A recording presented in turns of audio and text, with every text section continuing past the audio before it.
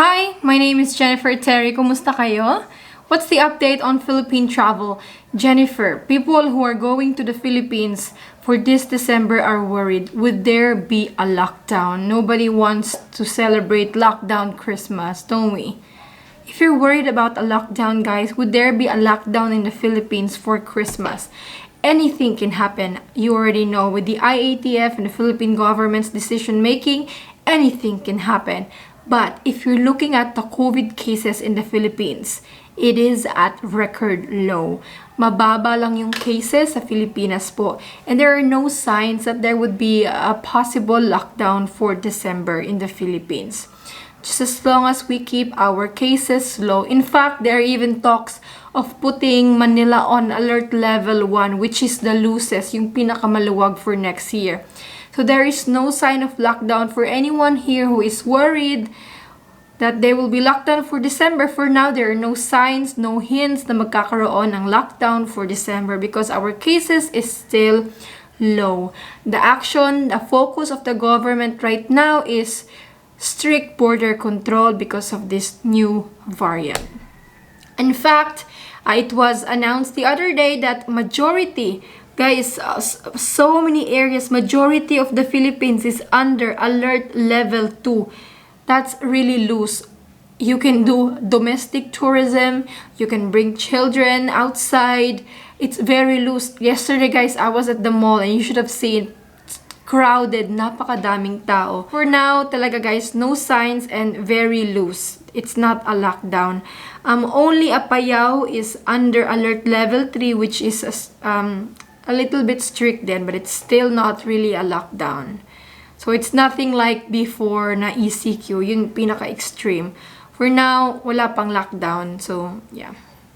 In fact, if you guys are coming here to the Philippines and looking for places for domestic tourism, you want to travel within the Philippines, yan, these areas are open for tourists. And some of these areas pa don't require a negative test result if you're fully vaccinated. So a lot of areas you can go to for a visit for tourism po. So walang lockdown dito, wala pa naman. And the National Task Force, the government clarifies there is no travel restriction in Hong Kong, although ABS-CBN and CNN always keeps pushing for this travel restriction in Hong Kong. Wala, guys. Hong Kong is a yellow country. You can still enter if you're coming from Hong Kong. Yan, Hong Kong has very low COVID cases. Their new variant is isolated, nasa quarantine hotels. And same with Japan and Singapore. I've been seeing people post, oh, Japan is in red list. No, it's not in red list. Singapore, it's not in red list. Wala po. It's the same list. It's still the same countries. These 14 countries are on red list. It's still the same. No new country is added po. Okay? It's the same list. And if there's any new country that will be added, I will let you know, guys. So ngayon, wala pa po. So even if may new variant in your country, it doesn't mean that it will be included in red list. Like we talked about the other day, the IATF will only add countries, will only put countries on red list that recorded community case. Yung mga cases sa mga bansang, for example, Japan, Hong Kong, galing sa travelers, hindi sa community. So, they will not be put on red list, ha? We are acting with a sense of urgency. Agad naman pong nagdedesisyon ng IATF, agad naman pong kinoconvene, kinokonsulta ang ating mga experts.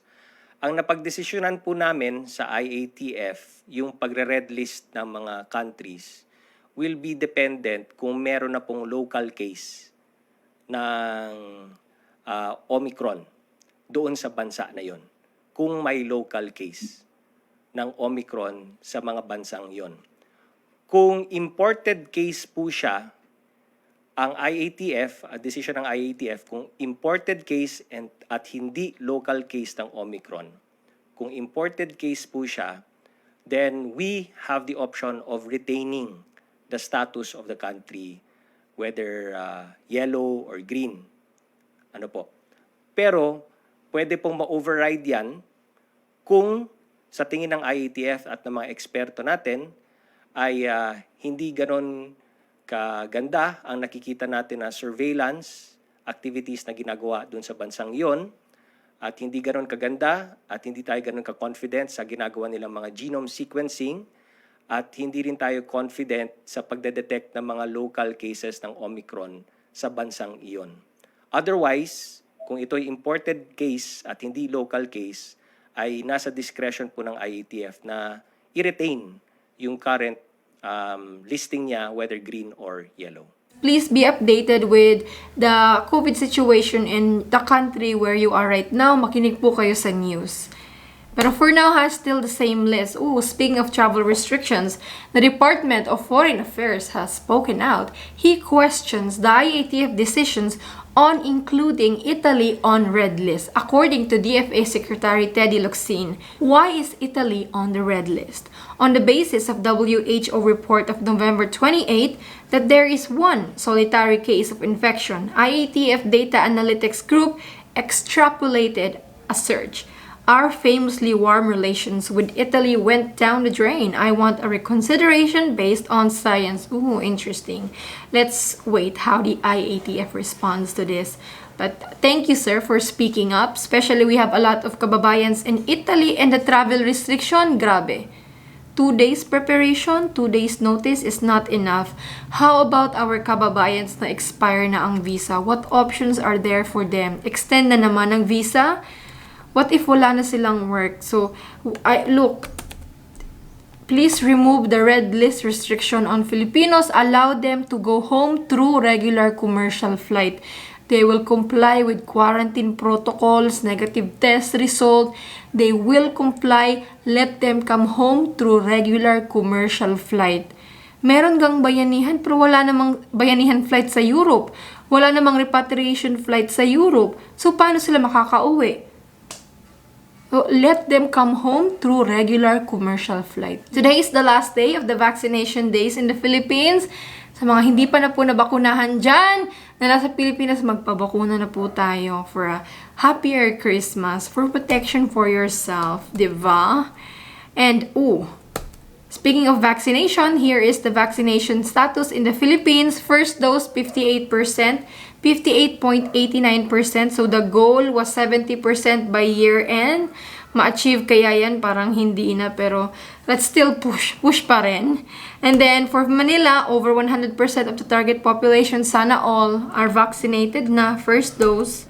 And just announced this afternoon, guys, administration of booster shots for people 18 years old and above. Pwede na magpa-booster shot. So, let's wait for further guidelines on that. But this is really good because we have a lot of vaccines. Sayang naman ma-expire. So, magpa-booster shot na lang, diba? At least more people can be protected.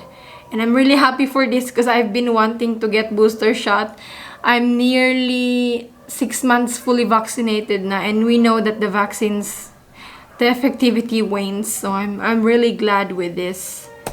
So, this is what we can do to fight the new variants. So, for anyone po going home soon, this is the update. The travel restrictions still 14 countries. Lockdown in the Philippines, no sign of lockdown because our cases is still low. Face shield may come back. Oh my goodness. I hope not, but as of now, it's still voluntary. Voluntary pa rin ang face shield as of now.